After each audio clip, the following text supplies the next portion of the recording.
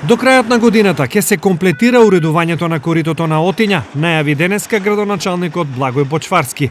Ова го темели на фактот дека во финална фаза се земјените работи, а до крајот на годината коритото ќе го добие очекуваниот реконструиран лик. Привршуваме денеска и утре ќе ги завршиме земјените работи и ќе продолжиме со бетонирање на целото корито. Проектантите имаат наложено дека најдолниот дел од коритото мора да биде целосно бетонирано поради можностите за надоаѓање на големи води и поради тоа што висината на последниот мост е доста мала.